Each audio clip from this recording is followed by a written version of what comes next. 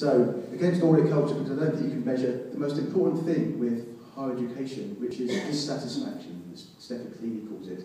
The idea that university is a slow, reflective, critical process where it takes a long time to internalise and think about new ideas and challenge all the core ideas and core values that you went to university with. It's a slow, critical, uncomfortable process, and I'm not sure how that can be measured, and it certainly can't be measured in very crude statistics that the government propose, or in very simplistic notions of satisfaction that we get monitored with every term by managers. That's just an aside to pick up on where you came in. I just want to really focus and to situate where this is coming from by focusing on the government's mendacity. I'll shut up in a minute. By focusing on the tensions in the green paper and white paper, right? So the best way to think about this is there are two students. There's the good student and bad student.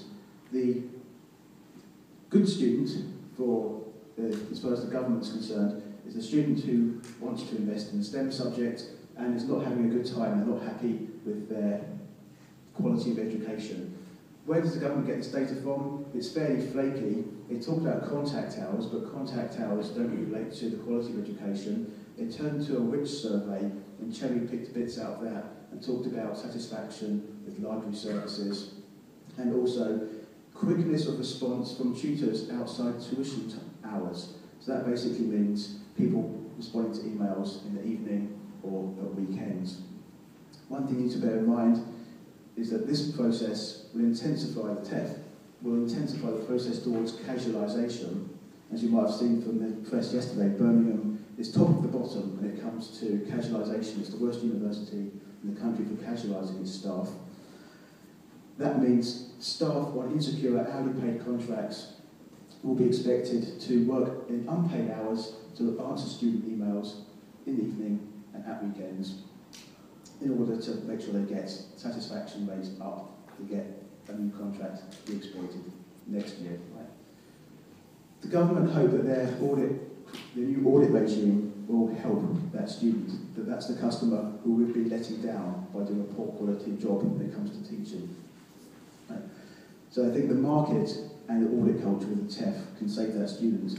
Then there's the bad student. The bad student is the one who is not investing in the right subjects. They say market forces are good, and yet they expect students to invest in STEM subjects. So they say the students at the heart of their reforms in the green paper and the white paper, and then what they're concerned about is students making the wrong choices. So it's all about markets, it's all about student choice, it's all about freeing up the market, making the market work for you, but then it talks about students making the wrong choices. And if you make a wrong choice, it doesn't just mean that you're out of pocket while not having the right job at the end, it also means the economy suffers. So they're not using markets to liberate students, they're trying to make students fit their concept of the market, right? So it's the market that's important, not the student.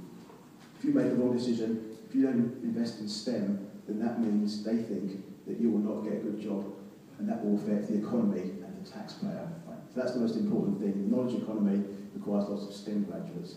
The data for that is fairly flaky, to say the least. Most of the studies have shown that there's not a massive shortage in STEM graduates. The government are assuming the TEF criteria will pick up good employment. They assume that if you make the right investment, you'll get a good job. That will be picked up in the TEF data. That means the university gets rewarded. They'll have employers on the TEF panel to make sure you're training, not education, dissatisfaction, but training is the right sort of training for a vocational job. And they will think that the NSS should pick up the quality of the training as well. So the audit culture can help shove people towards more STEM subjects, human capital investment. As has been mentioned, I'll wind up in a second, promise. There are massive discrepancies in employment, but those discrepancies reflect parental income rather than what you study. The government cite the Institute for Fiscal Studies survey, but they get it the wrong way round, they flip it. The Institute for Fiscal Studies says where you study and what you study is important, but the most important thing is parental wealth. Right? So basically the most important factor in determining how people do in the labour market after graduating is not the university and the course they study, that's important. They stress it is parental wealth, your background. So universities are reproducing to a large extent it's already existing class inequality inequalities. The way the government present that, because they draw the same study, but they flip it, and they say, well yes, parental background may play a role, let's just marginalise that, but also where you study and what you study is important. So basically they're perverted it by flipping the emphasis round on what the IFS actually say. So the employment data will pick up inequalities, but it can't be used to measure teaching quality, because it's not the case that there's a lack of STEM graduates. It is the case that labour market inequalities reflect class inequalities. Another quick point, I'll shut up. The NSS data is used comparatively to try and measure teaching quality. The NSS was never meant to be comparative. The Research Excellence Framework has one panel of people measuring research outputs from all the universities, so that can be comparative, what other problems there are with it. Problem with the NSS, it's used comparatively between universities to rank them. It was never ever meant to be comparative because the NSS rankings come from different cohorts of students. Right, so you've not got one cohort of people measuring all different programs. You've got different cohorts of people with different judgments, different expectations, different experiences. So it can't be used comparatively for that basis. But also there's no meaningful difference between universities and the league tables. They have a big listing, first, second, 20th, 30th, but there's no statistical significance because the gaps are so close. The Russell Group says we're really good at the NSS.